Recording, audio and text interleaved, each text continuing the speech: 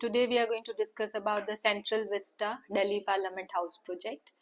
So Central Vista के challenges अगर हम देखें तो the problem was कि CCS 1 to 10 identical buildings हैं उसके.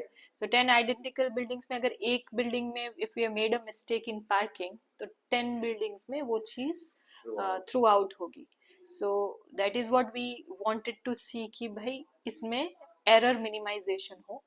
हमने traffic flow, internal traffic flow, हर एक चीज का हमने ध्यान रखा हुआ है कि उसमें ज्यादा इश्यूज ना आए and the movement has to be very smooth.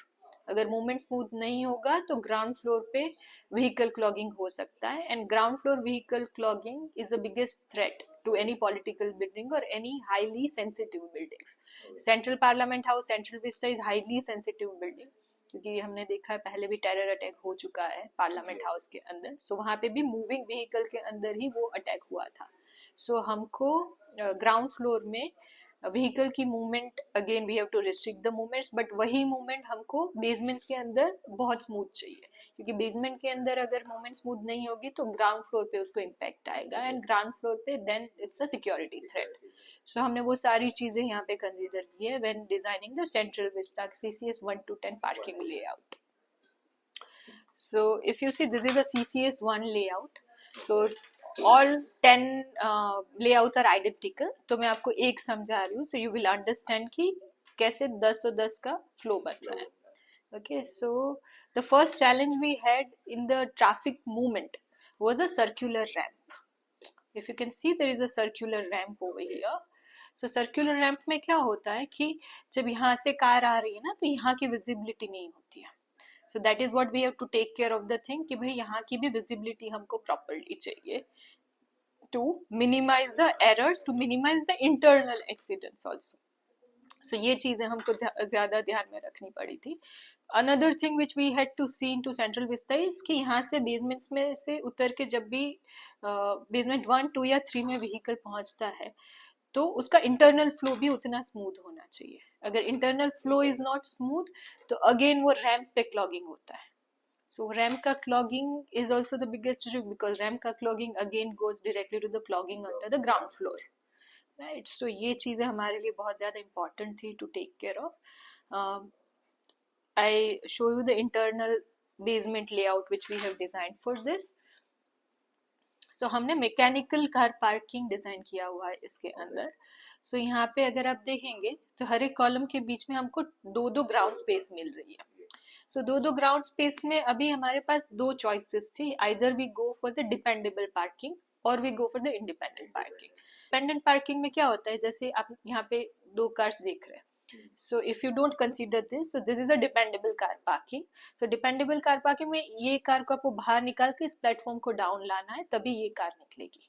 So the upper level car is always dependable on the ground level car. So वहाँ पे आप चारों चार पार्किंग्स यूज कर सकते हो but this was not advisable because यहाँ पे वैले पार्किंग नहीं हो रहा था. सो यहाँ पे कोई वैले पार्किंग नहीं है. Guests are coming, visitors are coming, तो उनको फुल्ली ऑटोमेटेड फ्लो चाहिए कि जहाँ पे कार्स की एक कार की डिपेंडेंसी दूसरे पे ना हो.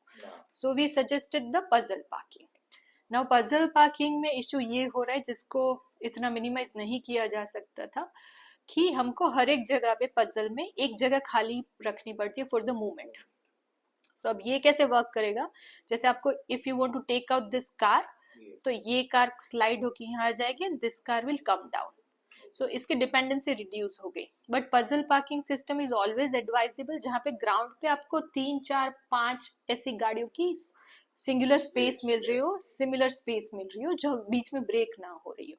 So if you see this ना, if you see this layout तो बिकॉज ऑफ दिस कॉलम्स हमारा वो सिमिलर एक रिदमिक स्पेस नहीं मिल रहा है तो यहाँ पे ब्रेक हो गया. Then we have to consider this. और फिर इस कॉलम की वजह से वो ब्रेक हो गया. Then we have to consider this. So यहाँ पे ये लिमिटेशन के साथ हमको चलना पड़ा. अगर प्लानिंग लेवल से ये हमारे पास होता है तो हम इसमें सजेशंस दे के बोल सकते हैं कि भाई आइदर हम ड्राइवे बढ़ाएं, अगर स्ट्रक्चर को हम नहीं डिस्टर्ब करना चाहते तो ड्राइवे की लेंथ बड़ी करके उसको आगे हम प्लेस कर सकते हैं. सो कॉलम से वो पीछे चले जाएंगे तो पीछे की जगह वो कॉलम्स डिस्टर्ब नहीं होगी. ड्राइवे की लेंथ अगर हमको मिल रही है तो हम सिस्टम्स को आगे लगा सकते हैं. बट हमारे पास ये ऑप्शन भी नहीं था. Contradiction to that, the problem which we were facing in CCS 1 to 10 कि हमारे पास ड्राइवे ही सफिशिएंट नहीं मिल रहे थे. सो ड्राइवे सफिशिएंट नहीं मिल रहे थे क्योंकि टर्निंग रेडियस हमको नहीं मिल रही थी. सो व्हाट हैपेंस इज, आप ये देख रहे हैं ना, this is what is the systems column. So systems column is placed, उसके हिसाब से हमको टर्निंग रेडियस काउंट करना पड़ता है, क्योंकि उसको तो कंसीडर करना ही पड़ता है, उसके बीच में से गाड़ी नहीं जा सकती. सो ये जो कॉलम जितना आउट है उतना टर्निंग रेडियस बहुत बड़ा चाहिए. तो हमने क्या किया है, आरसीसी के कॉलम के सिमिलर, आप देखेंगे ना ये सिमिलर, हमने similarly we have placed the RCC column के एकदम सिमिलर में हमने ये कॉलम लिया है. सो वो दोनों का टर्निंग रेडियस एक ही काउंट. अगर इसको अंदर हम लेते हैं then also it is of no use, क्योंकि आरसीसी तो है ही, और इसके बाहर लेने जाए तो फिर वो टर्निंग रेडियस बहुत बढ़ जाता है, तो हमको ड्राइवे नहीं मिल पा रहा है. So that is how we have solved कि हमने इसके सिमिलर ही रखा हुआ है अभी. बट यहाँ पे पीछे जगह काफी वेस्ट हो रही है. इफ यू सी दिस, दो पार्किंग के बीच में जिसकी इसकी जरूरत नहीं थी, but because of the column positions हमको ये जगह वेस्ट ही करना पड़ा. फिर वहां पे हम कुछ और यूटिलिटी नहीं ला सकते. बट स्टिल हमने ये डिसाइड किया है कि इनके जो इंस्टॉलेशन बॉक्स और इलेक्ट्रिकल बॉक्स लगते हैं वो इतनी जगह में आ जाएंगे मैकेनिकल का. So that is what the solution we have given to that.